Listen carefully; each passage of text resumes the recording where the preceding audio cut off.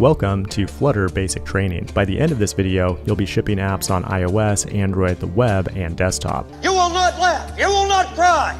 You will learn by the numbers. I will teach you. Flutter is quickly becoming the world's most popular cross-platform framework, thanks to its awesome developer experience and ability to ship high-quality apps on multiple platforms. It's unlike anything else out there, which also means that it has a steeper learning curve. To get good at it, you'll need to stop watching YouTube and start building something. I created a bunch of satisfying examples that we'll go through together, designed to make you a productive full-stack Flutter developer. There are certain things they don't tell you when you first get started, like it's 100 times faster to refactor your code by hitting Control period than it is to do manually. We'll look at a ton of productivity boosters like this, and at the end of basic training, I'll give you a certificate that you can frame on your wall. And if you want to go beyond the basics, I just released a brand new Flutter course available to pro members on Fireship.io. There's an ephemeral discount in the video description. To get started, you'll need to use the most important skill for any developer: following directions. Head over to flutter.dev and follow the install instructions for your system. Or if you want an easier way to get started, Dartpad allows you to edit and run Flutter code in the browser. Now open the terminal and create a new project by running flutter create. Now open it in VS Code and make sure to have the Flutter extension installed. At the bottom, you'll see an option to select a device, like Windows, Chrome, or a mobile emulator. I'm going to run my app in Android by running flutter run from the command line. Now find your application code in the main Dart file. Read in between the lines to find a color or icon in your UI. Change one of these values to something else. You'll notice that when you type after the period, everything is auto-completed in the IDE. Tooling is partly what makes Flutter development so productive. If you don't leverage it, you are not going to survive basic training. If you survive recruit training,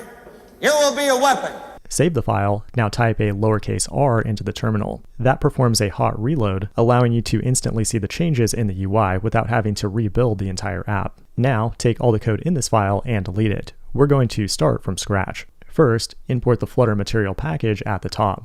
This gives you access to hundreds of pre-built widgets in your code, ranging from low-level building blocks like text to complex UI elements like a page view that performs animation and layout. As a Flutter developer, you'll need to learn how to combine these widgets together into a tree-like structure to create a complex UI. But first, we need a main function. This is where the program will start executing. Flutter has a global function called runApp. It takes a single widget as its argument and will inflate that widget to the screen on whatever device it happens to be running on. Let's create a custom widget to represent the application. Type st into your editor and it should automatically give you a snippet for a Flutter stateless widget. Hit tab to insert it, then give it a name like myApp. Notice how this class extends a stateless widget. That's a class built into Flutter that you use when creating a UI element that doesn't have any internal data. In other words, it's just a dumb widget that paints some pixels to the screen. You'll notice it has a constructor with a key. You don't need to worry about that for right now, but if you hover over it, you'll notice that it has a link to a YouTube video explaining more, because Flutter's documentation is absolutely awesome. The thing you do need to know about is the build method. This method returns a widget and will be called anytime Flutter needs to rebuild the UI, like when your data changes. The first widget we'll return is a material app. It's used as the root of the application and allows us to configure themes and routes. Perform a hot reload and you should have a blank canvas to work with. We can quickly add a screen to it by adding a scaffold to the home property. A scaffold allows you to build screens with common UI elements, like an app bar at the top. Every pre-built widget has a bunch of named parameters where you can customize its appearance. Put your cursor inside a widget, then hit Control Spacebar to bring up all the options. Go ahead and add a background color, then add a title by creating a text widget. Now hot reload to check out your first Flutter screen. That's pretty cool, but there's no time to celebrate. Now we need to talk about layout, or how do I put widgets where they need to go in the screen. The most fundamental way to lay out a widget is with a container. It's kind of like a div in HTML or a view in Android. It takes one child widget as an argument. We can make that a text widget for now, which will place it in the top left corner of the screen. You can think of it being surrounded by a box, and we can change the dimensions of that box by adding margin and padding. We can also customize things like the height, width, and color. We can also make the box look a lot cooler using the decoration property. It takes a box decoration widget as its argument, which allows us to customize things like the border, gradient, shape, and shadow of the box. Containers do a lot, but Flutter has some other widgets that are more focused. For example, if you just want to center a widget in the middle of the screen, you can do so by wrapping it with center. Now, you could write that code manually, but if you want to have a good time, you'll right-click on the widget or hit Control period to find the refactor tool, then select the option to wrap with center to write that code for you automatically. Another tip is that if you're using a container to apply some padding, use the padding widget instead. Or if you're creating a container with a fixed width and height, use the size box widget instead. But how do we deal with multiple related widgets like a row or column? That's where Flex Layout comes in. If you're familiar with CSS Flexbox, you'll be way ahead of the game here. Flutter provides row and column widgets used to lay out multiple children horizontally or vertically. Unlike a container that takes only one widget as a child, a column takes multiple children as a list. Create a column, then add 3 icons inside of it. You'll notice that each icon is laid out one after the other vertically. Change that widget to a row, and now they flow horizontally. The direction they flow is called the main axis, while the opposite direction is the cross axis. You can change the spacing and alignment between the children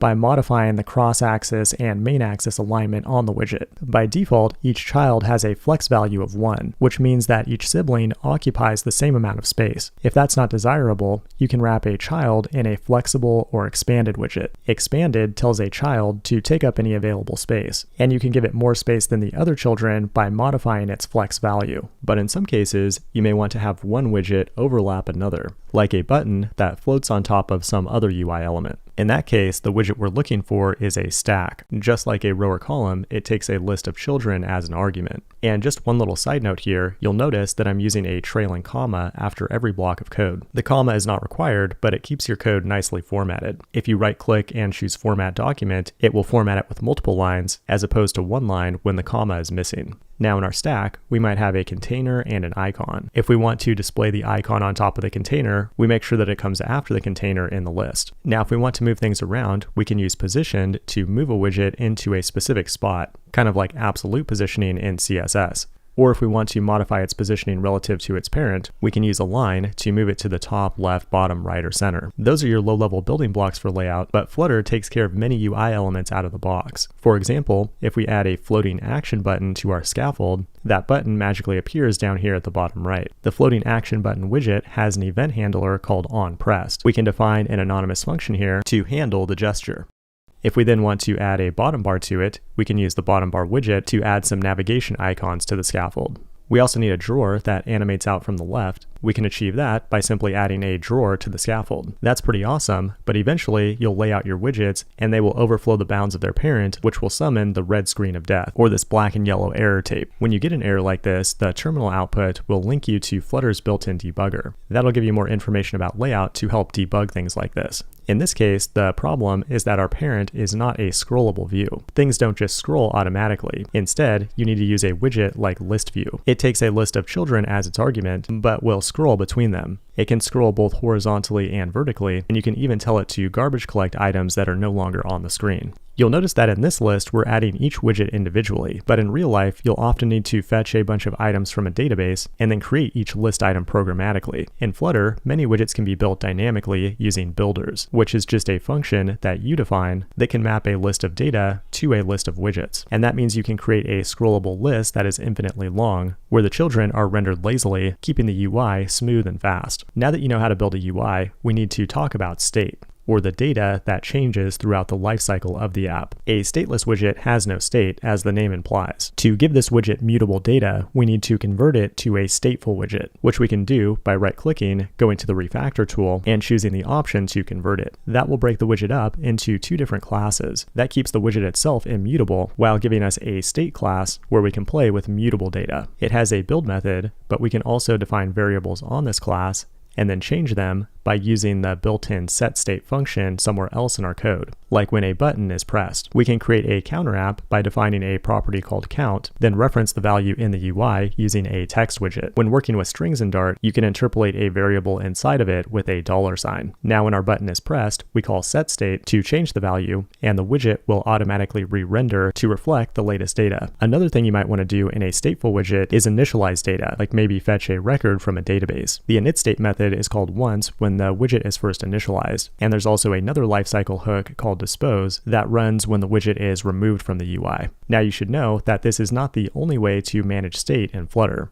In fact, there are many different approaches and many strong opinions out there about this topic. In my full course, I use a package called Provider that allows us to share real-time data throughout the entire widget tree without ever needing to use a stateful widget at all. There are also full-blown solutions out there like Block and Qubit. The full course also contains a repo of the same app built with Qubit. I want to give a shout out to Raleigh Perez for putting that demo together. If you're looking to hire a Flutter developer, you'll definitely want to get in touch with him. Now that we have a fully functional counter app, the question becomes, how do we navigate to a different screen? Well, confusingly, Flutter has Navigator 1.0 and 2.0, and all you need to know for basic training is 1.0. At this point, go ahead and build two different stateless widgets. Then give each one of them a scaffold. Make sure that each scaffold has an app bar at the top. In the first page, go ahead and add a button to the body of the scaffold. Now think of your navigation like a stack, where you can push and pop different screens onto it. To add a new screen to the top of the stack, we use Navigator push with the build context, then create a new material page route.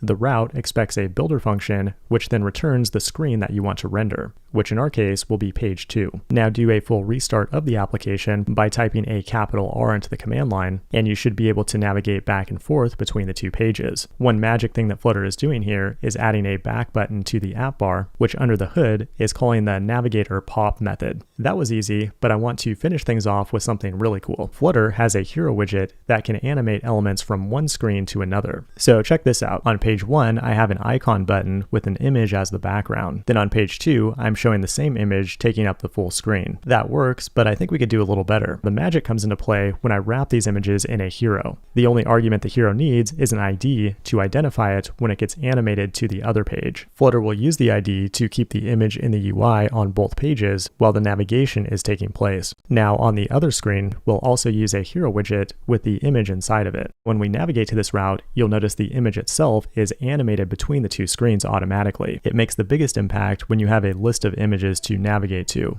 Not only does it look awesome, but it would be extremely difficult to implement from scratch. Congratulations, you just completed basic training for Flutter.